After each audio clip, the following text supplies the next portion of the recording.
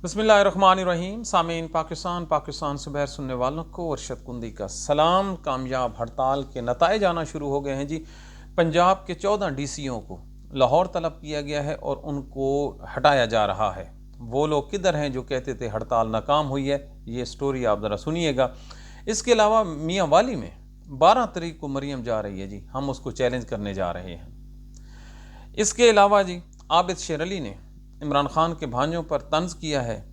इंशाअल्लाह ऐसा टिका के जवाब देंगे कि आइंदा ये किसी पे तंज नहीं करेंगे, वैसे इनकी ये हैबिट है। हुज़ैफा रहमान है जी, कामयाब हड़ताल के बाद ये इमरान खान को आज इसने गाली दी है। बड़े बेशरम लोग हैं जी, गालियों पे उतर आए हैं, मतलब ये जंग हार चुके हैं। और जनरल परवेज़ मुशर्रफ की 5 तारीख को बरसी थी। कानों को हाथ लगाना पाकिस्तानियों, आपसे कुछ मालूमात शेयर करने जा रहा।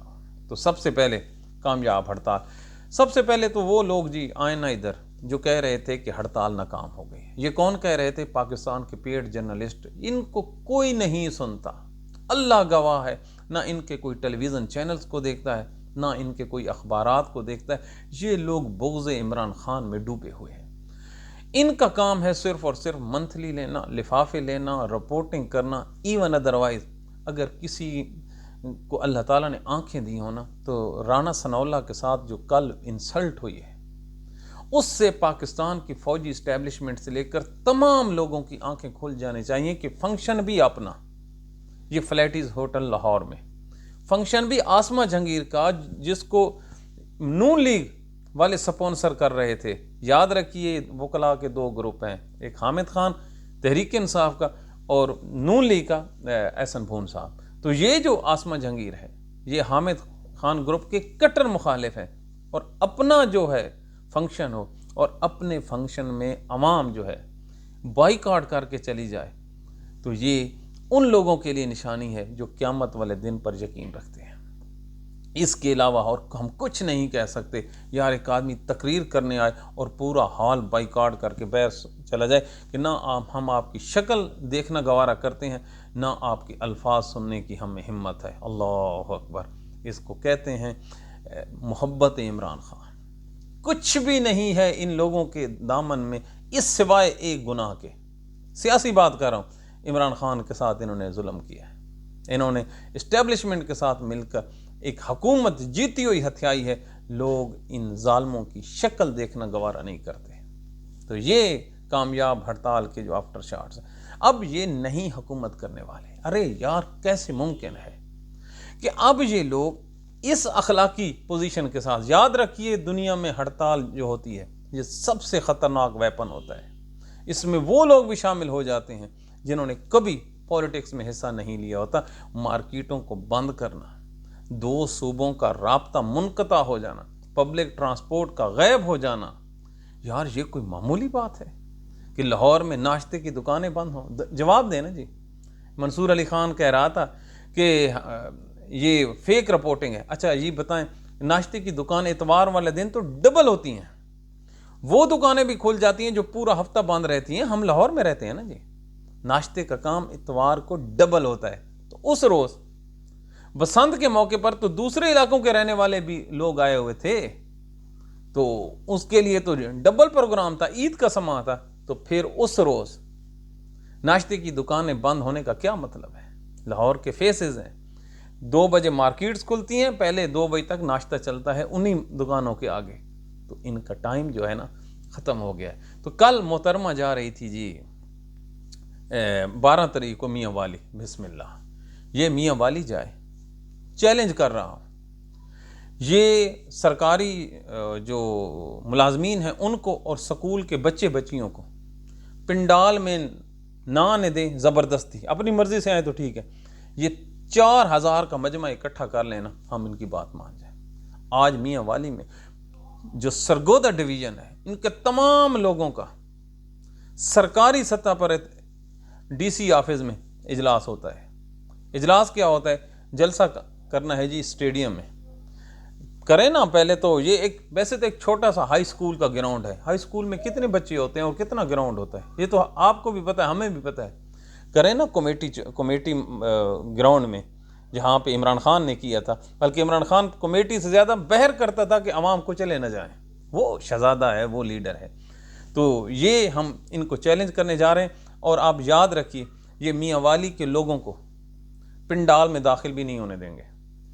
ये वायद जलसा होगा जिसमें आम लोगों को, जो वर्कर्स हैं, उनको आने से रोका जाएगा कि कहीं को बदतमीजी ना हो जाए। कैसी आपके साथ खबरें शेयर कर रहा हूँ। ये मियाँ वाली है।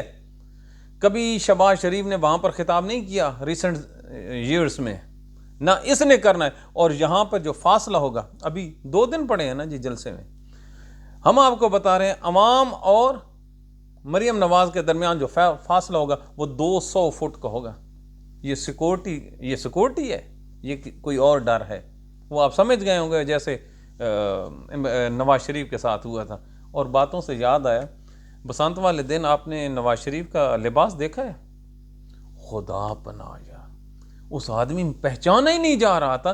करीब जाके देखा जूम करके तो ये तो नवाज शरीफ था। अल्लाह, कल हमने कहा था ने, हमने देखा है कोई इसकी मुलाकात के लिए, और हमें तो ये लगता है कि ये इंतहाई शदीद बीमार है और इंतहाई डिप्रेशन में है।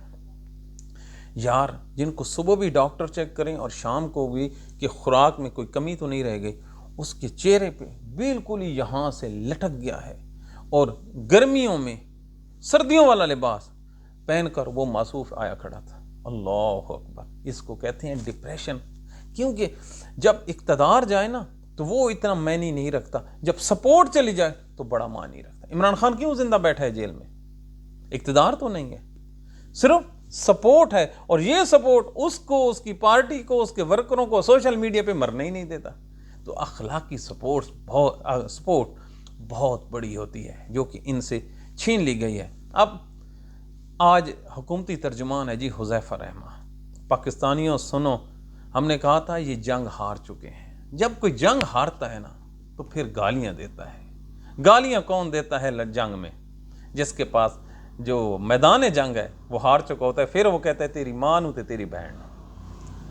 अब आप देखिए, हुज़ैफा रहमान कहते हैं इमरान खान को कि एक बेशरम आदमी ने, यार बंदा लानत है इन लोगों पे, इन लोगों की तालीम पे। एक साबिक वज़ीर आज़म है और वो कैद में पड़ा है, उसकी मुलाकातें बंद हैं, उसका सोशल बाइकआउट इन लोगों ने कर रखा है, जो उसके राइट्स हैं वो भी नहीं दे रहे। इसके बावजूद जब वो नहीं गिर रहा तो कहता है वो अंदर बैठ के बहन की जब 1 माह बाद मुलाकात करवाई तो ये 1 माह का जो उसने फिक्रा कहा, यहीं से उसको डूब मरना चाहिए था कि वो महीने बाद मुलाकात करवा रहा है और आगे से वो जो है ना अपनी ज़बान बंद नहीं कर रहा।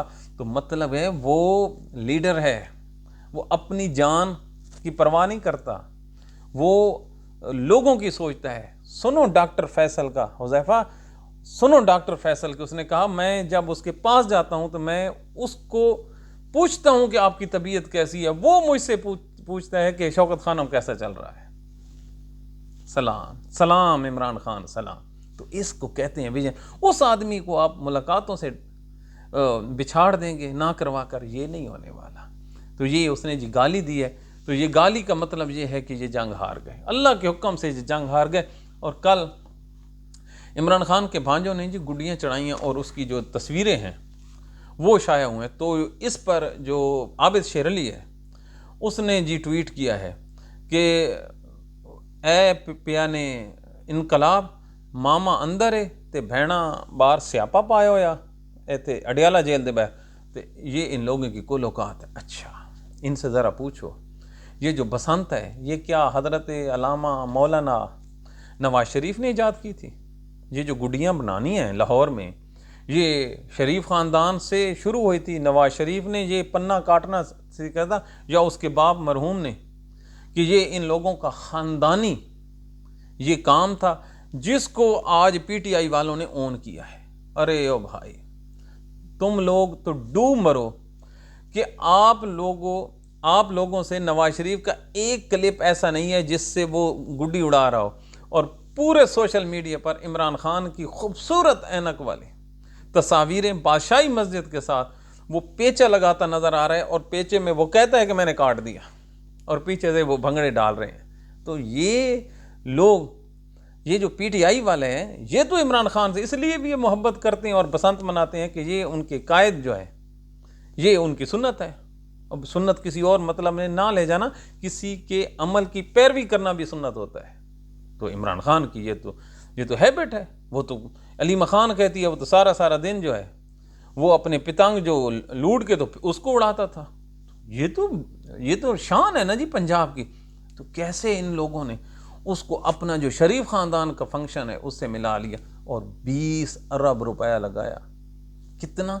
20 अरब। अल्लाह अकबर। आज सरकारी ख़जाने से जो पेमेंटें हो रही थी, 10,000 रिक्शा, मुफ्त मेट्रो, और लोगों ने भी सही सलूक किया। पहले उन्होंने बाइकाट किया हम बसंत का। बसंत इस वजह से बाइकाट था कि इन लोगों को याद दिलाना। और फिर उसके बाद जब जो कोई थोड़ी तादाद में उड़ी भी सही तो लोग हड़ताल पे चले गए। कमाल की हड़ताल थी। और एक बात बताऊं, हमें मिली हैं जी कुछ वीडियोस। उस वीडियोस में जो नाच गाना और डांस हो रहा है सरकारी सरपरस्ती में, इन लोगों को शर्म नहीं आती? अगर कोई गरीब आदमी अपने ट्रैक्टर या दुकान के ऊपर कोई गाना लगा ले तो उस पर FIR, और वही गाने सरकारी पार्टियों में वीडियोस बनाकर अपलोड की जा रही हैं टिकटॉक पे, तो ये सकाफत है? अल्लाह अकबर। अमीर के लिए और कानून, गरीब के लिए और कानून। तो ये वो हालात हैं, इनको सीखना चाहिए। एक परवेज़ मुशर्रफ नामी एक हुक्मरान था जिसने लाल मस्जिद में खून की होली खेली थी, जिसने पाकिस्तानियों को खुदकुश बम्बारों के तोहफे दिए, जिसने ना ये कानून को मानता था ना आइन को मानता था। इसने कहा था मैं डरता वरता किसी से नहीं। 10 साल तक ये पाकिस्तान का सबसे बड़ा जो है शख्स रहा, ताकतवर। कश्मीर तक को इसने हिला कर रख दिया था। तो ये शख्स 5 फरवरी को मरा था। 5 फरवरी को इसकी बरसी थी। कानों को हाथ लगाइए पाकिस्तानियों, जो आज ताकत में बैठे हैं, जो भी हों, मैं सबको कह रहा हूँ, और जो आने वाले दिनों में इक़्तिदार पर बैठ के गर्दनों में सरिया डालते हैं, ये देखें उसकी बरसी पर एक प्राइवेट आदमी नहीं गया, ना सरकारी आदमी गया। दोबारा कह रहा हूँ, फुटेज मौजूद हैं। 5 फरवरी की जो बरसी थी परवेज़ मुशर्रफ की, उसमें ना कोई सरकारी आदमी गया ना कोई प्राइवेट आदमी गया। हालांकि उसने एक सियासी जमात भी बनाई थी, और MQM वाले भी नहीं गए जिसको परवेज़ मुशर्रफ ने बड़ा नवाजा था, और वो काफ लीग वाले भी नहीं गए जिनको इन्होंने नवाजा था। वो मैं चौधरी शुजात की बात कर रहा हूँ। तो ये जो लोग हैं मतलबी सर, और वो उलमाए कराम जिनको उसने वजीफ़ों पे रखा हुआ था, वो आज जिंदा हैं, एक एक का नाम हमें याद है। उनमें से कोई भी उसकी फातह खानी पे नहीं गया। और जो उसकी कब्र पे तस्वीर कशी की गई है पाकिस्तानियों, एक वो खड़ी है, उसकी बीवी सबा मुशर्रफ, एक खादमा है घर की नौकरानी, जो मेरे ख्याल में फूल वगैरह उठा के लाई होगी। ये 2 आदमी उसकी एक कब्र पे खड़े हैं। अल्लाह अकबर। ये इस शख्स के लिए पाकिस्तान की सुप्रीम कोर्ट ने कहा था कि जितना मर्जी आया आइन के साथ खिलवाड़ कर लें। तो ये शरीफ ख़ानदान, मरीम नवाज़, पाकिस्तान के फ़ौजी जनरल आसिम मुनीर, ये तमाम लोग जो आज इक़्तिदार पर बैठे हैं, उन लोगों के लिए इसमें निशान इबरत है। इसमें इबरत का मकाम है। निशान इबरत इसलिए है कि एक आदमी को अंजाम को पहुंच गया, और इबरत का मकाम यह है कि अल्लाह हमारा चेहरा ना करे। तो ये वो हालात हैं। कुछ लोग हार कर अमर हो जाते हैं, और इसकी सबसे बड़ी मिसाल हम हर प्रोग्राम में देते हैं और बड़े शान से देते हैं। हज़रत इमाम हुसैन, कुर्बान जाऊँ ऐ इमाम तेरे नाम पर। तेरा नाम आता है ना, खुदा की कसम दिल ऐसे बाग बाग हो जाता है कि जैसे उसको ऑक्सीजन मिले। तो वो कुर्बानी दे गया, और ये फ़लसफ़ा जो है ये बताता हुआ चला गया कि यहाँ पर जो इक़्तिदार है वो किसी का नहीं है। इक़्तिदार सिर्फ उसका है जो दिलों पे राज करता है और राइटफुल तरीके से वो इक़्तिदार संभालता है। तो परवेज़ मुशर्रफ, एक सानवी चीज़ आपसे एक शेयर करता जा रहा हूँ। पाकिस्तान की क्रिकेट ने थोड़ी सी गैरत का मुजाहरा किया था इंडिया के साथ, तो अब जो गैरत है ना जी, वो थोड़ी सी नीचे आ रही है। और इन लोगों को क्या पता, पाकिस्तानियों सन 1972 में पाकिस्तान और मगरबी जर्मनी के दरमियान हॉकी का मैच हो रहा था। पाकिस्तान जीत रहा था। उस टाइम पाकिस्तान हॉकी का सुपर पावर था। तो फिर क्या होता है, अंपायर जो है डंडी मारता है और गलत फाउल दे देता है, मुकाबला 1-1 से बराबर हो जाता है। पाकिस्तानी टीम प्रोटेस्ट पे चली जाती है। ये मैच अंपायर पाकिस्तान को हरा देते हैं। अब कौमी गैरत ये आती है कि जब मेडल्स देने की बारी आती है, ज़रा आप गूगल खोलें, अभी आप क्या चीज़ थे दुनिया में। जब वो हार पहनाने आता है, पाकिस्तान को चांदी का मिलना था, सोने का तो मगरबी जर्मनी को, तो पाकिस्तान के जो खिलाड़ी हैं वो गर्दन पेश करने की बजाय अपना पाँव उठाते हैं और कहते हैं मेहमान खसूसी को कि ये जो मेडल्स हैं, ये जो तगमे हैं, हमारे पाँव में डालो। अल्लाह अकबर। इसको कहते हैं कौमी गैरत। और 1 साल के लिए पाकिस्तान पर पाबंदी लागे और पूरी कौम ने कहा कि आपने दुरुस्त किया और हमने हॉकी खेलनी बंद की, तो दुनिया में जो ग्राफ है हॉकी का वो कम हो गया। और अब 4 टक्कों की उन्होंने धमकी दी है क्रिकेट वालों ने।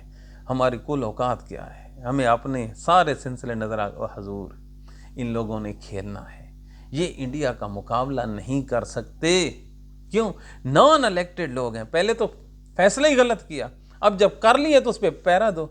और दूसरी तरफ से सरकारी मीडिया के जरिए, अच्छा इन्होंने हर चीज़ को ना इमरान खान समझ रखा है, पीटीआई समझ रखा है कि जैसे आप कहेंगे हम मान लेंगे। और क्या बयानियाँ दे रहे हैं, आईसीसी घुटनों पर आ गई है, वो लेट गई है, हमारी मिन्नतें करने लगी है और अगले 24 घंटों में आप बेहतरीन फैसला सुने। क्या बात है पाकिस्तानियों। हम तो ये कहते हैं उधर बम धमाके हो रहे हैं और पाकिस्तान का जो वजीर दाखिला है वो क्रिकेट के मामला देख रहा है। ये जिन लोगों की हालत हो, जिसको अपना परमानेंट वजीर दाखिला ना मिले, उसको क्रिकेट में चेयरमैन भी परमानेंट ना मिले, तो ये कोई बात है करने वाली। इन्होंने जाना ही जाना है, अल्लाह करे ना जाए। और हमारी ये जो प्रिडिक्शन है, कोई ख़बर तो है नहीं, ये प्रिडिक्शन जो है अल्लाह करे ये गलत साबित हो जाए, कुछ पाकिस्तान कराया जाए। और इनको पता ही नहीं है पाकिस्तान के बगैर क्रिकेट दुनिया में कोई नहीं खेल सकता। तो ये वो हालात वाक़ियात हैं।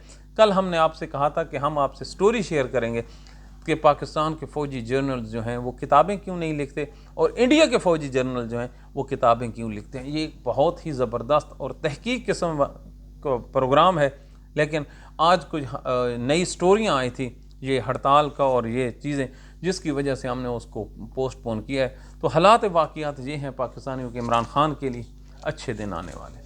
बिल्कुल इमरान खान के लिए अच्छे दिन आने वाले हैं और ये अच्छे दिन आप देखेंगे नून लीग के लिए बुरे दिन साबित होंगे। पीटीआई और पाकिस्तान पीपल्स पार्टी बिल्कुल करीब आने लगे हैं और नया सिस्टम, नए लोग, इन लोगों से जान छूट जाएगी। बहुत बड़ी मुबारक हो पाकिस्तान तहरीक इंसाफ को। अपनों की मुनाफकत के बावजूद वर्करों ने सोशल मीडिया के ज़ोर पर ऐसी कैंपेन उठाई कि बाहर निकलने की इजाज़त नहीं थी, लेकिन सोशल मीडिया के ज़रिए से हड़ताल को कामयाब बना दिया। और उन ताजरों को भी सलाम है, बड़ा मुश्किल काम है, अपने कारोबारों को बंद रखा। तो ये पाकिस्तान के हालात हैं। कल इंशाअल्लाह लज़ीम पेश होंगे। हमें अपनी दुआओं में याद रखिए। Thank you very much.